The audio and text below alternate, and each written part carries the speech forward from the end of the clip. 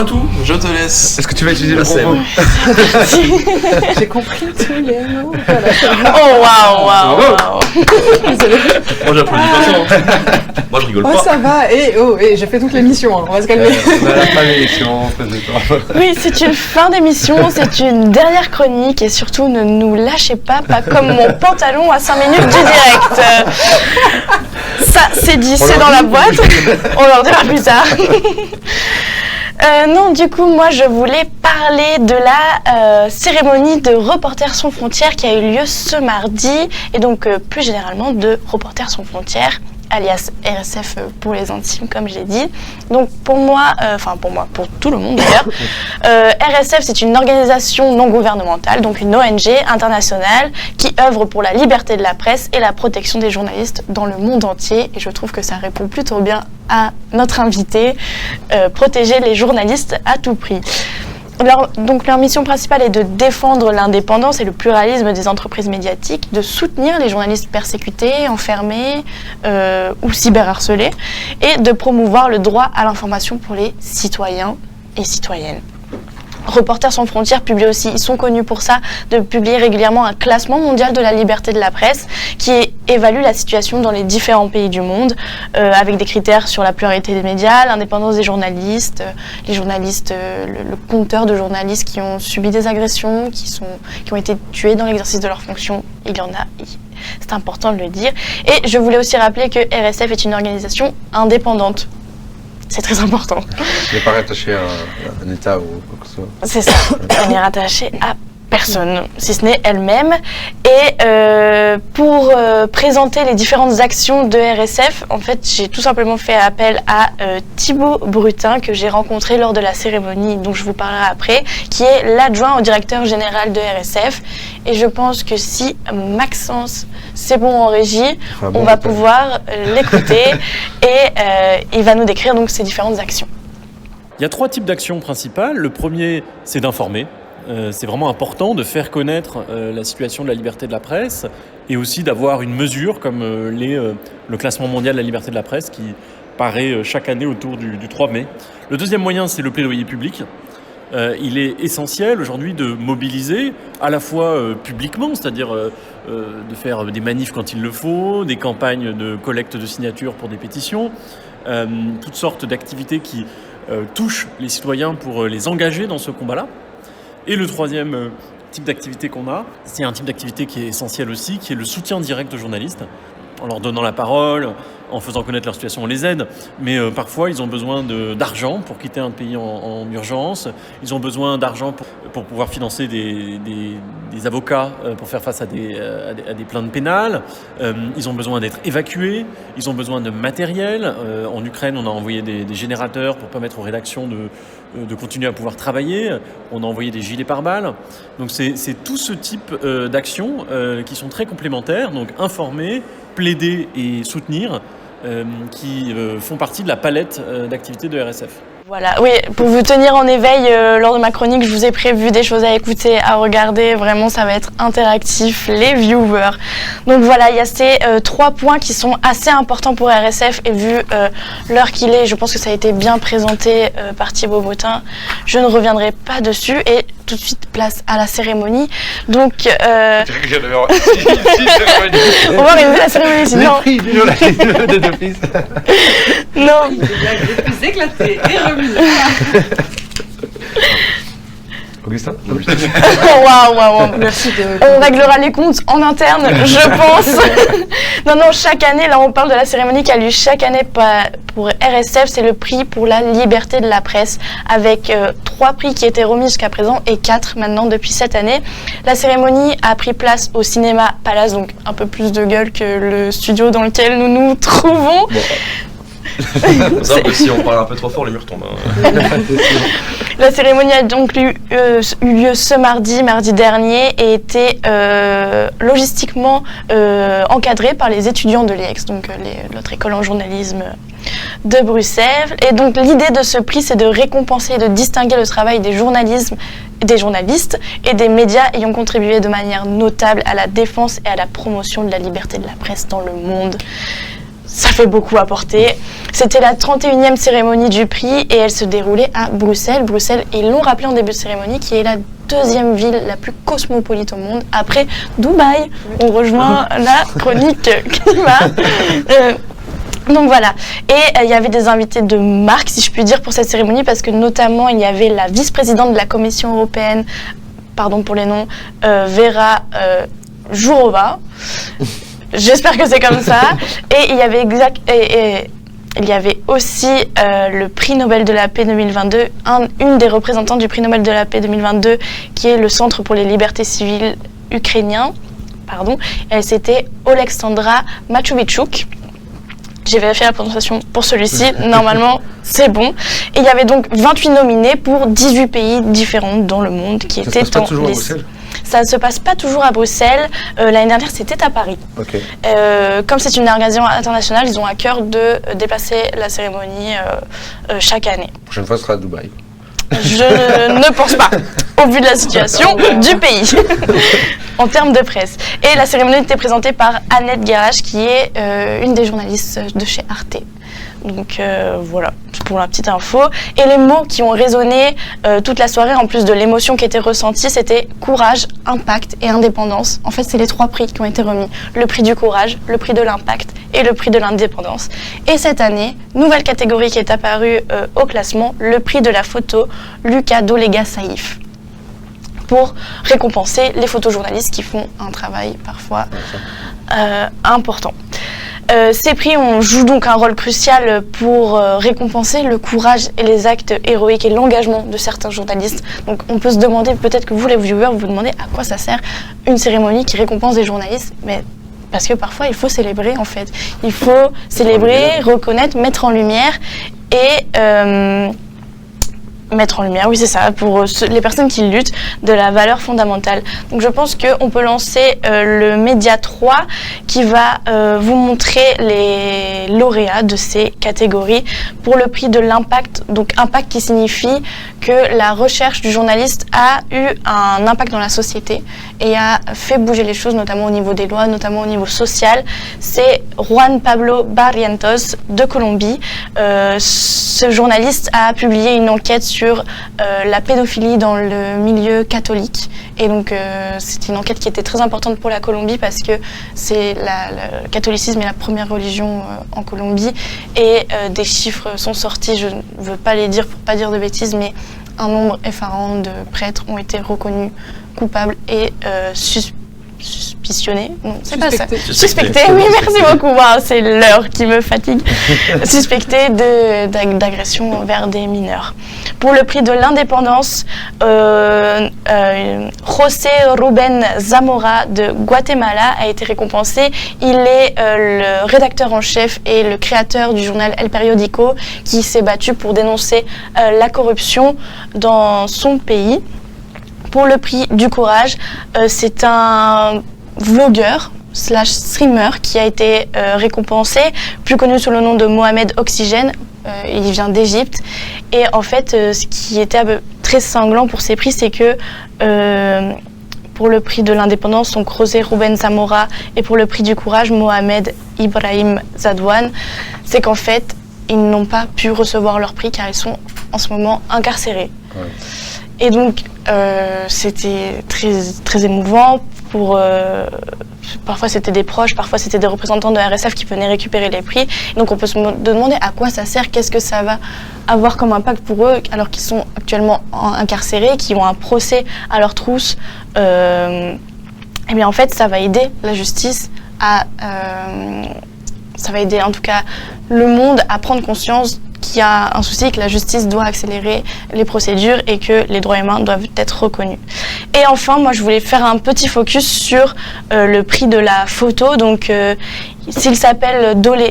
prix s'appelle Lucas Dolega. C'est un photojournaliste qui a été tué dans l'exercice de ses fonctions en Tunisie. Et donc, pour lui rendre hommage, ce prix a été créé. Et cette année, c'est une femme qui a gagné, la seule femme journaliste à être récompensée.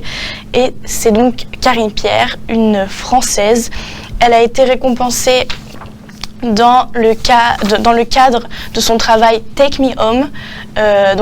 Take Me Home, ça parle, et c'était le moment, je pense, le plus émouvant de la cérémonie, ça parle des centres d'accueil en fait qui existent au Pakistan et plus exactement à Karachi, où des centaines et des centaines de femmes et de fillettes sont j'ai envie de dire mises, mais incarcérées en fait, c'est ça le vrai terme, parce qu'elles ont été rejetées de toute autorité masculine. Donc elles n'ont pas de mari, elles n'ont plus de mari, ni de père, ni de frère, et donc elles se retrouvent confinées dans ces centres-là. Les photos sont absolument poignantes, je pense que normalement elles sont à l'écran ou vont l'être bientôt. C'est des centres où elles sont maltraitées, en malnutrition, et elles finissent généralement leur vie au sein de ces centres-là. Et donc Karine Pierre, j'allais dire Karine, très intime avec cette personne quand même, Karine Pierre est allée passer des journées et des nuits auprès de ces femmes pour photographier, parce que c'est des centres qui sont tabous, dont le gouvernement essaye de cacher l'existence, et donc des travails de photojournalistes comme ça permet de révéler au monde l'importance. Ouais, les photos sont incroyables. Les photos sont importantes. assez poignantes. Et pour finir, parce que je pense que vous êtes un peu tous fatigués et vu l'heure 21h36, la dernière chose de cette cérémonie, c'est qu'il a été présenté la dernière campagne de RSF. Donc RSF, ils font aussi beaucoup de prévention au sein du public, comme l'a dit tout à l'heure l'adjoint au directeur général Thibaut Brutin.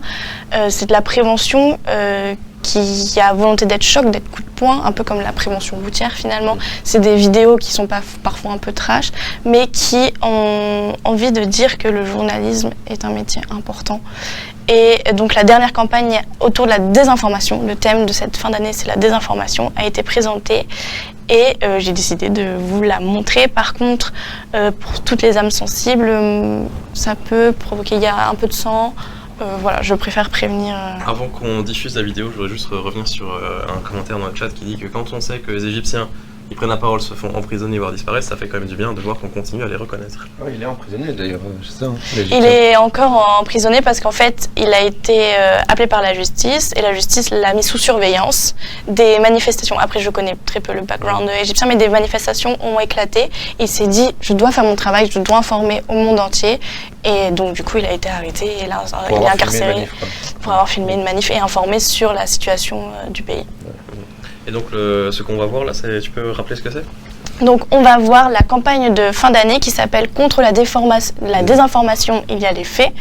Je déforme le mot, c'est super. Contre la désinformation, il y a les faits. Donc c'est la campagne de fin d'année de RSF. Thibaut Brutin que j'ai interviewé me disait, même si elle est trash, il faut regarder la vérité en face.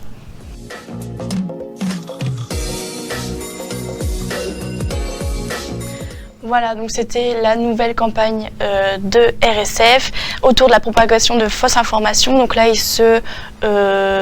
des images et c'est autour le thème du... Je vais y arriver les amis, ne vous inquiétez pas, je finirai cette phrase. La désinformation et la propagande, surtout en période de conflit. Ouais. Là, notamment, les images, c'est autour du conflit en Ukraine. Et quand j'ai interviewé Thibaut Brutin, il me rappelait qu'il y avait aussi une grande pensée au conflit israélo-palestinien. Et à chaque prix qui était remis, il y avait un discours de la personne. Et à chaque fois, on rappelait une grande pensée à nos confrères et nos consoeurs qui sont actuellement à Gaza et qui font leur travail tant bien que mal, et c'est souvent plus mal. Il y a eu aussi un travail, ce que je ne savais pas, RSF a fait du journalisme et publie des enquêtes d'investigation. Oui. Ça, je ne le savais pas. Et je l'ai su à la cérémonie. Exactement, beaucoup de data qui sont essentielles. Et c'est un consortium, non, ou pas du tout ? Il y a des journalistes, oui, qui sont... Je pense pas que ce soit lié à RSF. Non, mais, je sais pas. Oui, mais ils ont un centre de data journalisme, etc., qui est très important dans le contexte actuel. Et oui, donc je l'ai appris parce qu'ils ont diffusé une enquête d'investigation autour de la mort du journaliste de Reuters à Gaza. Et donc RSF s'est chargé de faire un travail d'investigation, donc c'est un organisme vraiment complet qui fait aussi du journalisme avec des journalistes. Et donc cette campagne de désinformation a été faite par une agence de presse privée, donc ça je préfère le mentionner aussi, mais la campagne, bon, c'est une campagne assez coup de poing, assez choc, et elle dénonce les messages de propagande russe qui ont été relayés sur les réseaux sociaux, niant les faits de l'invasion de l'Ukraine, postés, partagés plusieurs dizaines de milliers de fois. Parce que là, si on se sent un peu noyé dans la vidéo, sur les réseaux sociaux, c'était encore pire. Comme dit Margot, glaçant la vidéo. Et c'est l'occasion de faire de l'autopub. Avec Julien Géry. Oui, pour notre première. C'était la première, hein? Je ne sais pas si c'était la première, mais en tout cas, c'est sûr qu'elle est déjà sur YouTube. Oui, elle est déjà sur YouTube. Donc, on avait reçu Julien Géry, donc, qui est expert en désinformation. Donc, on a parlé de ce phénomène. Et... Oui, ouais, notamment de la propagande, de la désinformation en temps de crise. Ouais. Allez voir la vidéo sur YouTube. Ouais, elle est dispo. Si La c'était la première, première, voilà, confirme Margot. Oui. Tu veux Et conclure? donc oui, pour conclure, le sujet était lourd, je suis désolée de finir avec ça, mais promis, la cérémonie s'est finie en bonne humeur. Déjà parce que ces moments de célébration sont essentiels dans notre métier pour reconnaître ce que les journalistes font. Et à chaque fois, il y avait beaucoup d'émotions tristes, mais aussi d'émotions joyeuses en disant que ça marche, quoi. On publie des articles, on publie des enquêtes et les choses changent, la loi évolue, les citoyens sont informés. C'est quand même le job number one, si j'ai envie de dire. Et le travail et la conclusion aussi de cette nouvelle campagne est que seul le travail des journalistes sur le terrain peut nous permettre de déjouer la désinformation, la manipulation et la propagande. Car sans les images, notamment, je repense à Karine Pierre et son reportage sur les camps d'accueil des femmes au Pakistan, sans ces images-là, sans ces mots, sans ces faits rapportés, on n'en saurait rien et rien ne pourrait être fait. Donc, merci. Le journalisme. Et encore un commentaire de Ici Base dans le chat. Quand il y a des propagandes de désinformation de la part d'État, et surtout en temps de guerre, je me demande souvent comment faire parvenir les vraies images, entre guillemets, à ceux qui doivent les voir. Je pense que c'est très difficile de savoir, mais ça me travaille. Bah justement, oui, Margot répond très bien. Je t'invite donc à aller voir la vidéo mise en lien. Parce que Julien Géry mentionnait notamment ce problème. Et disait que le problème du fact-checking, c'était qu'il s'adressait particulièrement aux convaincus. Et en fait, le grand défi des cellules de fact-checking et du journalisme aujourd'hui, c'est de faire parvenir des informations vérifiées aux personnes qui sont dans des circuits de désinformation et de propagande. Voilà. Et on répond pas à ces questions, on donne des pistes de réflexion en tout cas dans la vidéo qu'on a mis en lien. Et pour faire du bon journalisme, il faut payer les journalistes. I want money. À regarder nos vidéos, à vous abonner, à mettre un don sur Tipeee si vous voulez. Moi, quand même, une petite dédicace parce qu'il y a un autre prix qui a été décerné à un journaliste belge il y a quelques jours, Wilson Fash, donc qui est un reporter de guerre belge, a remporté le prix Albert Londres. Donc Albert Londres, qui était également un grand reporter français et qui a dédié son discours à la remise des prix aux journalistes à Gaza. Voilà, il n'a pas parlé de lui, il a parlé de ces journalistes justement qui doivent lutter aussi pour pouvoir faire passer l'information. Et d'ailleurs, c'était le premier Belge à recevoir ce prix. Oui. Et le prix Albert Londres, bon, c'est une comparaison qui tient uniquement à des on-dit, mais on dit souvent que c'est l'équivalent d'un prix Nobel pour le journalisme. Ouais. Donc c'est de rendre compte un peu de l'ampleur de la récompense, quoi. Ouais, c'est un prix très important et bravo à lui. Ouais, voilà. On est là. Alors là, voilà, sur ce petit dédicace qui clôture l'émission, je pense, à moins que quelqu'un ait quelque chose à rajouter. Je pense qu'on est bon. On a fait une belle émission.